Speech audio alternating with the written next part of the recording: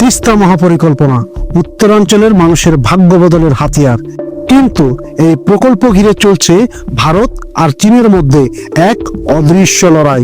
কোন দেশের প্রভাব আসবে এই প্রকল্পে, কারা পাবে এই গেম চেঞ্জিং সুযোগ, আর এতে বাংলাদেশ কি আদৌ লাভবান হবে?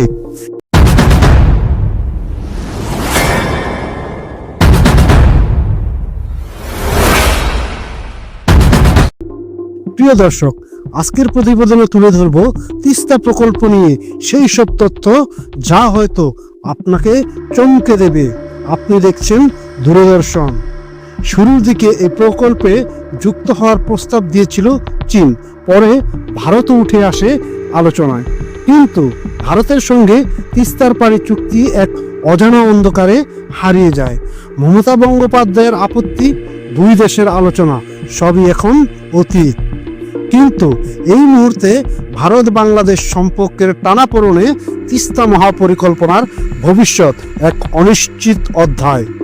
বিশ্লেষকরা বলেন, চীনের সঙ্গে বাংলাদেশের ঘনিষ্ঠতা বাড়লে ভারতের জন্য তা হতে পারে নতুন এক চ্যালেঞ্জ। ভারত ভয়ে আছে তিস্তা প্রকল্পে চীন যুক্ত হলে ভারতের সীমান্ত নিরাপত্তা কি হুমকির মুখে পড়বে? শিলিগুড়ি করিডোর ভারতের চিকেন নেক হতে পারে চীনের নতুন এক কৌশলগত অবস্থান। আর বাংলাদেশ অন্তর্বর্তী সরকারের সাহসী সিদ্ধান্তে তৈরি হয়েছে ভারতের উপর চাপ। চুক্তি না হলে আন্তর্জাতিক আইনে পদক্ষেপের হুঁশিয়ারি দিয়েছে বাংলাদেশ।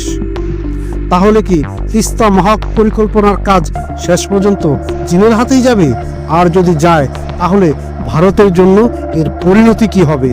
দর্শক, আপনার কি মনে হয়, চীন ভারতের এই প্রতিযোগিতা বাংলাদেশের জন্য কি বয়ে আনবে? মন্তব্য করুন নিচে, জানিয়ে দিন আপনার মতামত। আপনার প্রিয় দূরদর্শন থেকে আজ এই পর্যন্ত। দেখা হবে পরবর্তী ভিডিওতে। ধন্যবাদ সবাইকে।